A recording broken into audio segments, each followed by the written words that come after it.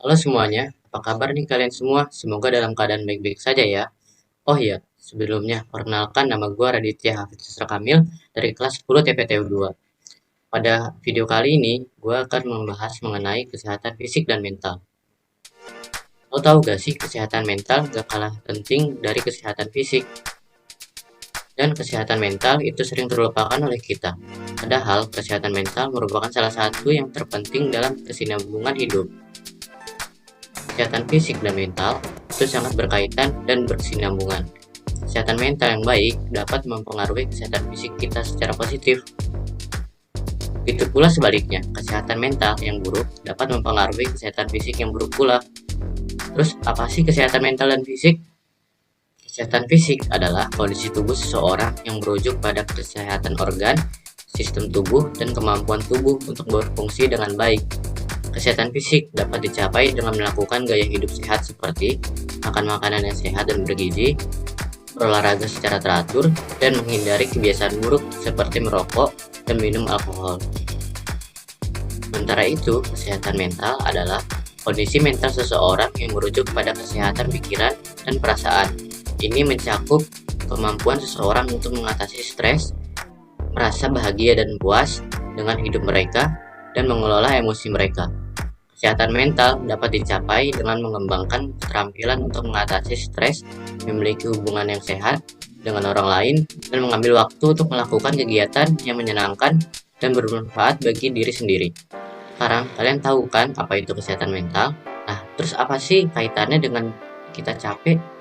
Padahal seharian kerjaannya cuma tidur-tiduran doang di kamar. Padahal ya, capek itu identiknya muncul setelah tubuh kita melakukan banyak hal seharian. Tapi kenapa ya kita tuh ngalamin rasa capek padahal kita nggak ngapa-ngapain? Nah, kalau misalnya lo ngerasain rasa capek, meskipun lo nggak ngapa-ngapain, lo coba inget-inget deh apa yang lo pikirin dan apa yang lo rasain ketika nggak ngapa-ngapain itu. Bisa jadi memang tubuh kita itu yang nggak ngapa-ngapain, tapi mental kita capek karena memikirkan banyak hal. Mungkin jiwa atau mental lo lagi ngalamin sakitnya patah hati, atau mungkin capek mikirin tugas, atau bahkan capek mikirin kerjaan, dan beban apapun yang bisa bikin lo kepikiran. Dan kalau menurut pandangan mind body connection, itu tuh bisa banget buat kita jadi ngerasa capek. Dan ya capeknya secara fisik, kenapa bisa kayak gitu ya? Jadi makanya gue akan membahas tentang kenapa ya rasanya capek banget padahal kita tuh nggak ngapa-ngapain. Jadi lu harus nonton sampai habis biar dapat keseluruhan infonya. Oke. Ada sebuah pandangan yang namanya mind body connection. Kalau menurut pandangan mind atau jiwa, kita terhubung dengan tubuh yang bisa saling mempengaruhi. Jadi jiwa kita alias apa yang kita pikirkan, apa yang kita rasakan, apa yang kita percaya, dan gimana sikap kita terhadap sesuatu hal itu bisa mempengaruhi kondisi biologi tubuh kita. Begitu pula sebaliknya, apa yang kita makan, pola tidur, olahraga, kita lakukan, bahkan postur tubuh kita, itu bisa mendorong ke kondisi jiwa yang apa yang kita pikirkan dan rasain. Kalau kita lihat penelitian yang ada, kondisi jiwa kita tuh memang bisa ngaruh ke kondisi fisik. Nah, ada salah satu eksperimen yang menarik dan terkenal yang menggambarkan banget fenomena ini.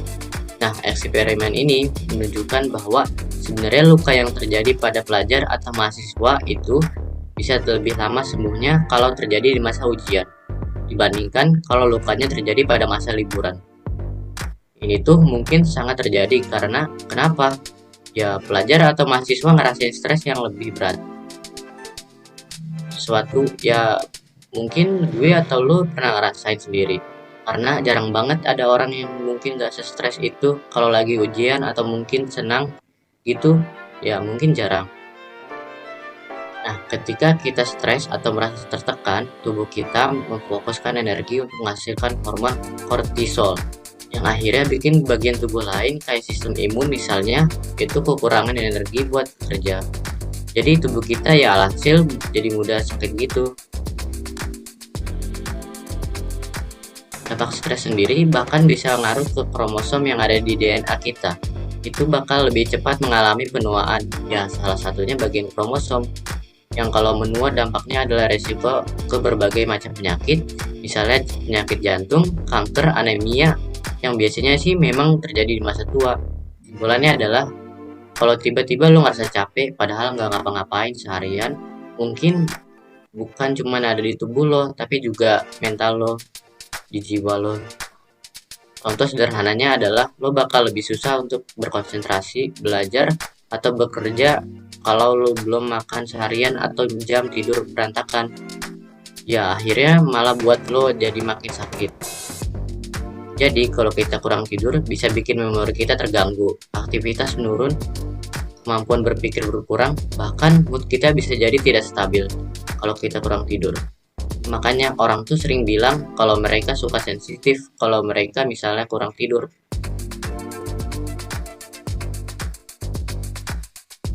Yang pertama, tentu saja jaga kesehatan fisik, seperti makan yang sehat, tidur yang cukup, olahraga yang cukup.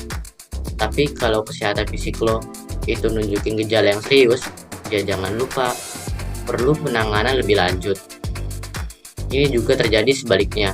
Di dalam jiwa yang sehat terdapat pula tubuh yang kuat. Jadi pesan kedua adalah jaga kesehatan mental lo dan kesehatan fisik lo. Dan coba pelajari cara mengatasi stres. Contohnya berolahraga secara teratur. Berolahraga secara teratur dapat membantu meredakan stres dengan cara melepaskan endorfin yang dapat meningkatkan perasaan bahagia dan positif. Kedua, mengelola waktu dengan baik. Mengatur waktu dengan baik dapat membantu mengurangi tekanan dan kecemasan. Buatlah jadwal prioritas tugas-tugas penting untuk membantu menghindari perasaan terburu-buru dan kebingungan. Ketiga, berbicara dengan orang lain. Bicara dengan orang lain yang dapat dipercaya, seperti teman, keluarga, atau profesional kesehatan mental. Dapat membantu meredakan stres dengan membagikan pikiran dan perasaan. 4. Melakukan kegiatan yang menyenangkan. Lakukanlah kegiatan yang menyenangkan seperti mendengarkan musik, membaca buku, atau menonton film. Kegiatan tersebut dapat membantu mengalihkan perhatian dan perasaan stres, dan membantu pikiran yang lebih rileks. Kurasa pembahasan di video kali ini sudah cukup. Mohon maaf jika ada kesalahan, dan sampai jumpa di lain kesempatan. Bye-bye.